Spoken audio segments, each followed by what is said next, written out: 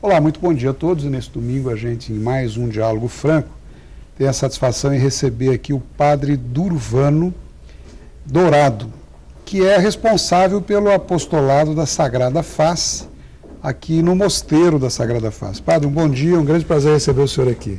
Bom dia, Carlos. Bom dia a todos que nos assistem nesta manhã, nesse Diálogo Franco. Com certeza nós vamos ter muita informação importante para o nosso telespectador. Padre Durvano, eu gostaria primeiro de perguntar ao senhor e pedir ao senhor que falasse sobre a origem da Sagrada Face. Bem, Carlos, a Sagrada Face, ela tem origem desde sempre. A face de Cristo, ela acompanha a humanidade desde o Gênesis, desde quando houve a criação, desde quando Deus manifesta o seu amor por ser humano. E durante a história, houve várias manifestações onde a face de Cristo foi guiando, de certa forma, as pessoas e a humanidade. E numa época ela também surgiu na nossa congregação, através do nosso fundador, o Padre Balieiro. E o Padre Balieiro, ele fundou também a congregação, como o senhor disse? Exatamente. Olha, diferente da maioria das congregações religiosas que existem no Brasil, nós podemos dizer com orgulho que nossa congregação é uma congregação brasileira. Houve uma época que, dizendo que a América e o Brasil em si precisavam ser evangelizados, então nós recebíamos diversas congregações, a maioria da Europa. Uhum. E o Padre Balieiro, ele nasceu no Amazonas, ou seja, uma congregação fundada no Brasil, foi salesiano na sua juventude. Ali aos 9 anos ingressa no aspirantado salesiano, depois vai estudar na Itália, jovem ainda, para o curso de teologia, e regressando ao Brasil, ingressa então no clero do Belém de Pará, e ali começa a sua trajetória como padre. Mas padre salesiano não?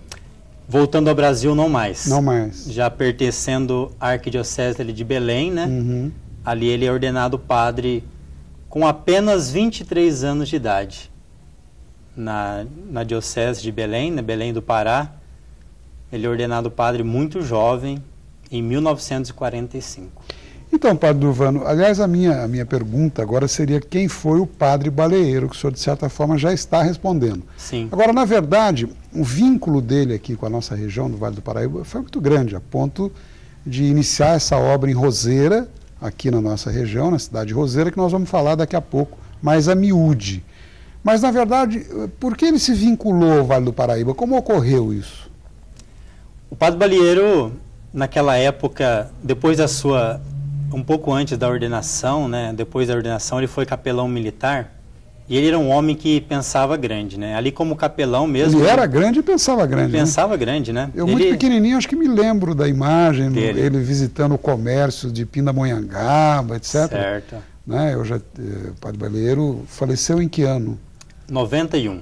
Então, ele, durante um tempo ainda muito ativo, ele ia, por exemplo, na cooperativa de laticínios, Comevap, Isso. E sempre muito querido, muito carismático, né? Sim. Voltando, por que desse vínculo dele com a região? Então, saindo de lá, de Belém, ele, muito amigo do grande cardeal Mota, e o bispo de Belém recomendou que, naquele momento histórico da igreja, seria interessante que ele fundasse a congregação em um outro lugar, e indicou, então, a arquidiocese de Belo Horizonte, onde lá se encontrava o bispo Dom Cabral. Então o Padre Balieiro vai a Belo Horizonte, aí tem todo um trajeto que ele faz, e também com muito sofrimento, muita dificuldade, né? Porque um fundador, ao criar uma obra, tem seus desafios. Mas vindo para o Vale, ele inicia então essa grande obra aqui em Roseira, né? Por indicação mesmo do cardeal Mota, um grande amigo dele. Se o senhor me permite uma pequena Sim. interrupção, quando o senhor fala cardeal Mota, né, a familiaridade para o senhor é muito grande. Para a maioria dos telespectadores, o nosso cardeal Mota, que o senhor cita, de saudosa memória, foi Dom Carlos Carmelo de Vasconcelos Mota, não é isso? Arcebispo de São Paulo, que naquela época reunia também Aparecida. Taubaté, toda a nossa região. Toda a nossa região. E é interessante, o cardeal Mota, ele é uma figura importante para a Igreja do Brasil, tanto é que ele participa do Concílio Vaticano II, né? Sem dúvida. Nós podemos dizer, assim, sem medo, que ele é um dos grandes homens ousados a pensar o que nós temos hoje também da grande Basílica de Aparecida. Ele está enterrado ali, onde a gente chama Capela da Ressurreição, onde estão os bispos ali em Aparecida. Então, e esse vínculo dele com a região, vindo nesse resumo que o senhor fez, né, dessa forma, por que Roseira, padre? Bem, voltando um pouquinho, o padre Balieiro também foi secretário de Educação, né, do Estado de São Paulo. Verdade, secretário. Na época do governo de Adhemar de Barros, né, ele contribuiu muito para isso, né.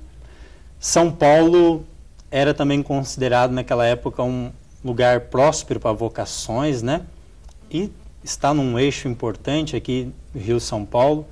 O padre, então, adquire, né, essa fazenda ali em Roseira, onde, então, ele começa a construir a sede da congregação. Que na verdade, adquiriu a fazenda. Exatamente. Através do padre Balieiro. Através do padre Balieiro. Um terreno, uma casa pequena, e depois, sim, adquiriu essa fazenda, né? E ali ele começa a construir o local que hoje é conhecido como Mosteiro da Sagrada Face, mas que para nós é a nossa casa geral, né? Onde dali brota a nossa espiritualidade e assim por diante. É interessante, Carlos, que aquele lugar era um estábulo, é uma fazenda, não tinha nada. Então eles... E hoje tem uma força espiritual que é fantástica. Exatamente. Onde está hoje a capela que nós chamamos da Sagrada Face, que anexa ao nosso claustro, aquilo tudo era um estábulo, onde se celebra a missa hoje. Nós podemos fazer uma referência com Jesus, né? Que nasceu num estábulo e se tornou Eucaristia, né? Ou seja, nasceu em Belém, Bet Elen, que significa casa do pão, num estábulo onde a congregação surge, hoje onde está enterrado o padre Balieiro, onde está a imagem da Sagrada Face, onde nós moramos. Aliás, uma curiosidade, se eu estiver errado eu perco o emprego, mas na verdade o doutor Adhemar de Barros era avô do nosso presidente, o Johnny Saad.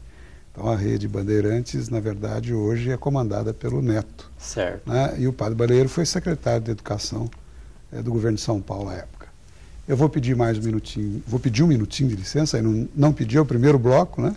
Vamos rapidamente para o intervalo e já voltamos com o padre Durvano com essa história tão interessante do novo ponto de turismo religioso aqui da nossa região. Continue conosco, até já.